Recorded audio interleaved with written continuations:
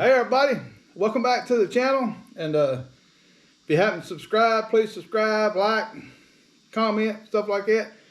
And today I would like to talk about my bow setup, my archery setup. And one thing I want y'all to know is whenever I talk about things like this, is I don't do it to cause controversy or stuff or anything like that. It's just we're all hunters. We all, everybody's different. They got different things they use. What I use is what I use. It's what I've grown comfortable with over the years, what I've learned lessons from using other products. So it's just my thoughts. So don't take it, don't get ill, butt hurt, anything like that. It's just what I use and what I'm successful with. And like I say, I've learned a lot over the years, and I've heard stories from my dad talking about the things they used, and learning from what their experiences, and so I've progressed with the stuff I use from them points. So again, I ain't trying to make anybody mad, so don't take it too bad to heart. It's just what I use and what I'm comfortable with. My first thing is Matthews. This is the Matthews Adrenaline. So this is my third Matthews bow. The first bow I killed a deer with was a Jennings Uniforce. I still have it. My dad killed some deer with it.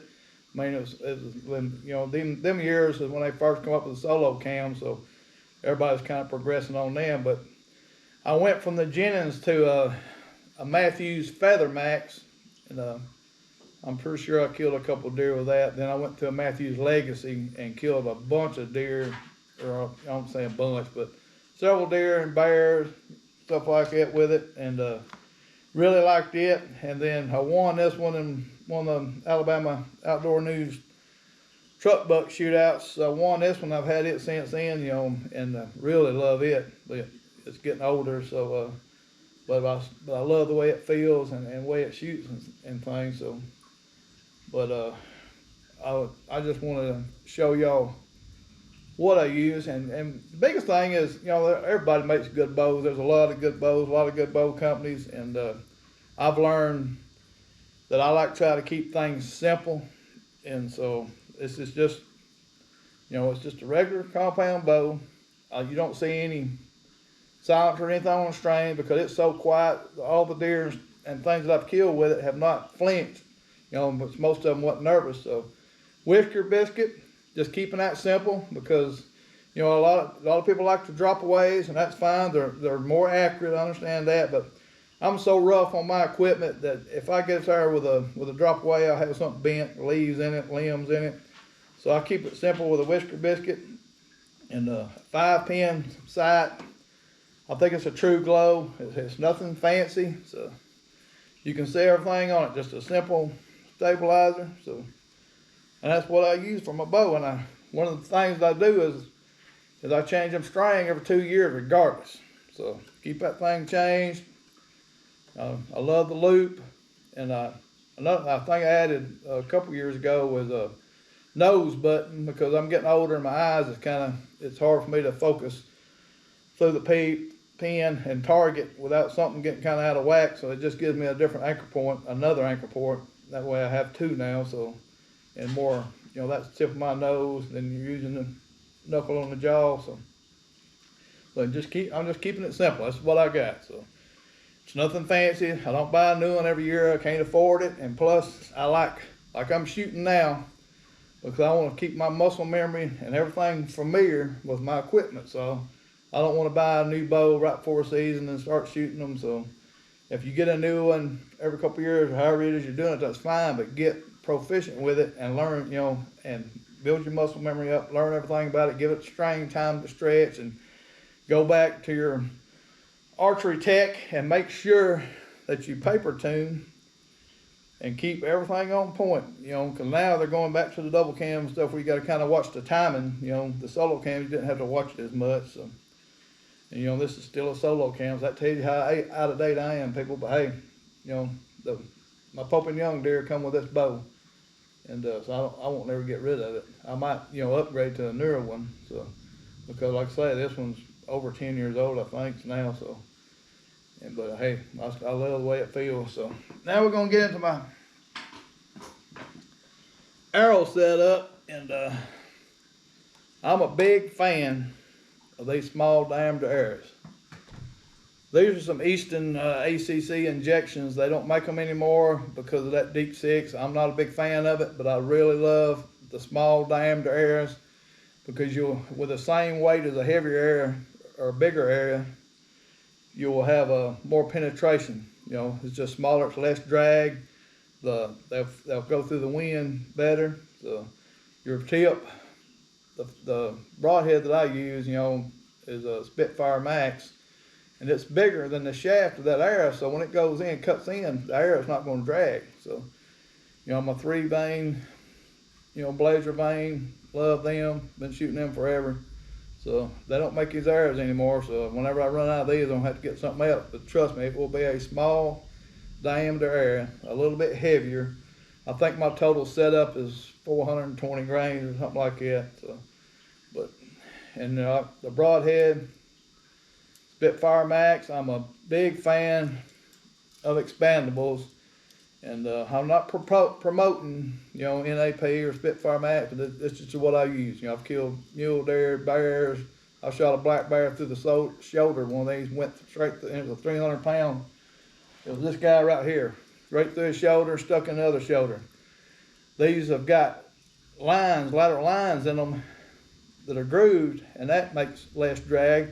The smaller blades, you know, when that's going through an animal, the more metal that you've got sticking out behind or bigger is more drag on whatever you're shooting through.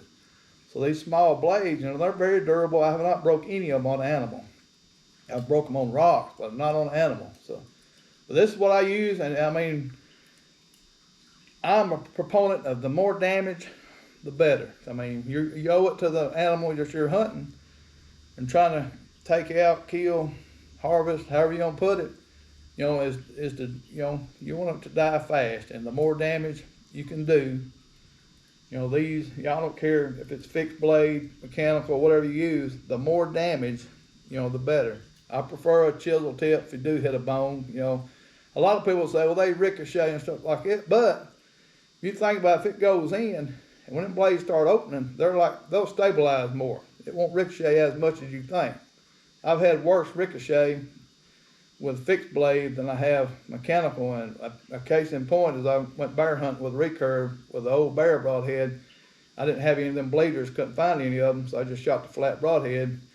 I shot this bear perfect behind the shoulder, and when we went track it that evening, couldn't find it, had a hard time with the blood, so I had to come back next morning. We tracked it 100 and something yards and found it, and the arrow had went in behind the shoulder, perfect. But it hit that rib and made a direct ricochet and come out back in front of its back leg. It's crazy. I would never thought it. But anyway, it can happen with a fixed blade, you know, just as fast or maybe easier than a mechanical to me. And I'm going to go back to the case in point with the, you know, versus the flat, the newer. You know, today this is the older Simmons, like small, you know, just a single blade. And you can tell, you know, which is going to cut more, but also is how much metal, about to drop that drags. You know, it's cutting, but it's still dragging. That's, you know, it's a lot more resistant than what you think versus them small blades and the small point. So that's just something to think about. There's no bladers on this, so it's just not enough damage to me. I mean, if you want to hunt with it, it's fine. It don't, you know, if you're making real good shots, it don't matter a whole lot. And I'll get into a little bit why it matters, you know, more in a second. Where if I was going to shoot a mechanical head or a fixed blade, I have no problem with fixed blades. You know, I've killed deer with them. I would rather these have, you know, these are older, but still, it's just a point that something with more blades, more cut. You know, the more damage you can do. If you're going to shoot a fixed blade, this is what I prefer versus the single bevel flat blades. It's just, there's not enough cut and damage for me. I mean, if you make a perfect shot, that means, you know, you're going to find your animal. But, you know, if you make a, you know, kind of bad shot or, you know, things happen, deer step, well, you know, by the time you think to squeeze the trigger, and the animal could move, so you could make a, you know, questionable shot, and you just got to deal with it. So if you shoot, even with a fixed blade, mechanical, whatever, if you shoot a deer in the lungs, most of the time they're gonna hop. So when that air goes through, you'll have an initial blood trail, but a lot of times you're not gonna get a good blood trail until them lungs fill up with blood and they start blowing. So, and with a single blade versus a bunch of blades cutting, it's gonna take a little bit longer. You know, if a deer don't hop over and just die right there, if it takes off running, you know, you need to pay attention. Biggest thing is paying attention to the last tree it went by or last landmark that it went by, that we can start there, because a lot of times they don't bleed right there in that spot. So that's one reason why I want something more damaged, because you'll get more blood quicker. You know, it might not mean more blood period, but you might get more blood quicker generally. You know, especially if you're higher up in the lung, it takes a while for that to fill up. So just think about things like that. And gut shot, you know, the more damage you can do on a gut shot deer, you know, is going to be more with a big mechanical blade versus a small fixed blade. So I forgot to talk about my release. I just use, this is a simple release. It's a True Fire, just a grab. It just grabs on the string. You ain't got to pinch it around the string, so it's easier to get on there. You know, I can do it fast. Where, you know, my eyes is bad and I'm not wearing glasses, so because I have to have reading glasses on, I couldn't see to try to get that on that loop to pinch it with them pincher the caliper type. So this is the style I use. You know, a lot of people is using the back tension and stuff like that, and that's fine too. Just whatever you're comfortable with, and that's the biggest thing, is getting comfortable with your equipment and getting proficient with it, and then paying attention when you shoot, because a lot of it is the shot placement. You know, I'm a big proponent of don't pass a shot for a better shot. You know, if you can shoot your equipment good and you can shoot a deer in front of the shoulder and put it back there, you know, if you can hit a quarter at 30 yards, you know, you can do that, you know, especially when, you know, a closer animal. But always remember, it's better, you know, broadside's better, you know, quarter and away is, you know, better. But when you have you know, you're always taking a chance of ricochet, period. So if it's corner away too extreme, you can always glance on them, any kind of bone. I don't care what kind of broadhead it is, you know, it could ricochet.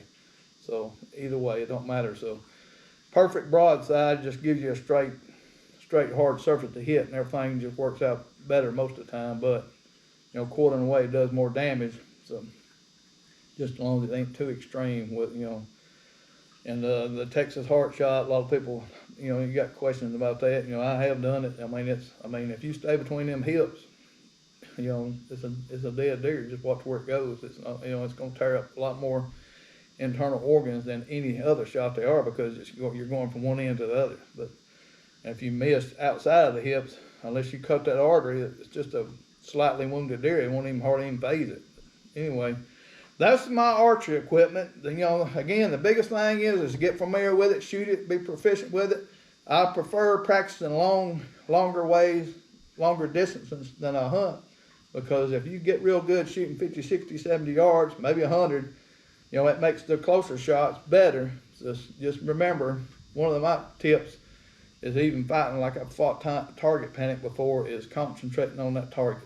You know, don't concentrate on your pin as much, because if you try to hold your pin, you know, perfectly still, you won't never do it. You'll miss. So let it float. Concentrate on that target. You know, your natural instinct, the way you're aiming, will keep that pin on there, and you not really know it, and you'll make a better shot. So remember that if you start fighting target panic, concentrate on the actual target versus everything else. You know, you still got to do your form, keep all that, you know, good base, but concentrate on what you're aiming at, because that's the biggest thing. So anyway, hope y'all enjoyed this video.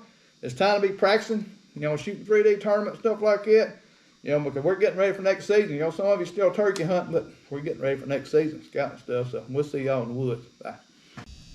Hey everybody, we sure appreciate y'all watching our videos, and if you don't care, like, subscribe if you haven't, and share, tell your friends. And if you hadn't had a chance to pick up one of my books, please pick one up on Amazon. If you want one signed or personalized, anything like that, hey, I'll do it. So we just really appreciate y'all's support. So thank y'all for stopping by, and we'll see y'all in the next video.